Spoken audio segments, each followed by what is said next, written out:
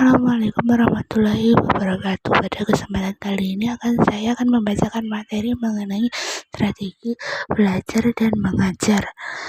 Yang pertama, pengertian strategi belajar dan mengajar. Strategi berasal dari bahasa Yunani strategos yang artinya usaha mencapai kemenangan ataupun kesuksesan dan keberhasilan.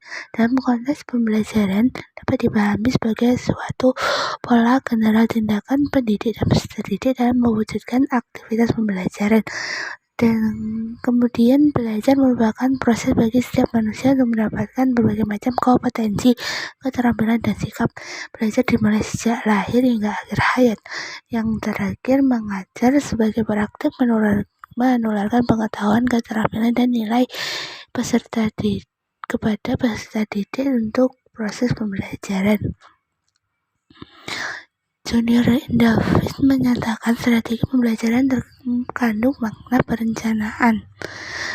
Pengertian lain mengatakan bahwa strategi pembelajaran merupakan pemilihan atas berbagai jenis latihan tertentu yang sesuai dengan tujuan pembelajaran yang akan dicapai.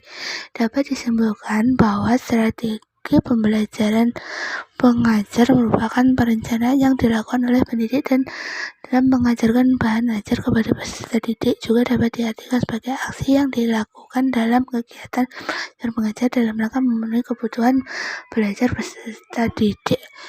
Yang kedua, prinsip pembelajaran.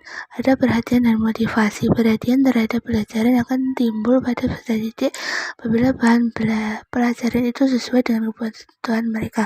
Yang kedua, keaktifan.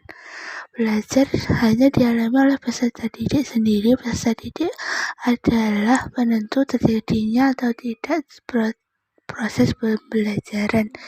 Yang ketiga, pengulangan. Dalam konteks ini, pembelajaran adalah suatu tindakan perbuatan berupa latihan berulang kali yang dilakukan peserta didik bertujuan untuk lebih memantapkan hasil belajar mereka. Yang keempat, keterlibatan secara langsung.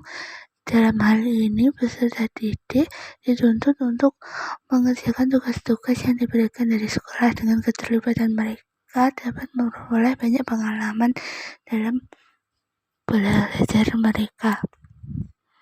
Yang ketiga, kriteria pemilihan strategi pembelajaran. Saiful Bahri memberikan beberapa kriteria pemilihan pembelajaran.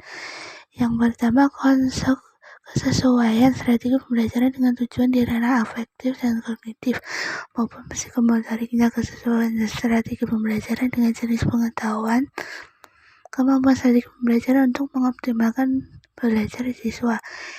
Yang kemudian, waktu yang dibutuhkan dalam melaksanakan strategi pembelajaran yang dipilih, beberapa lama waktu yang tersedia dalam menyajikan pembelajarannya.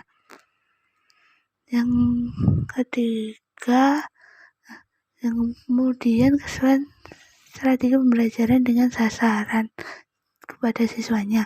Strategi pembelajaran tertentu mengandung beberapa kelebihan dan kekurangan, maka pemilihan harus sesuai. Sekian materi yang saya bawakan. Terima kasih.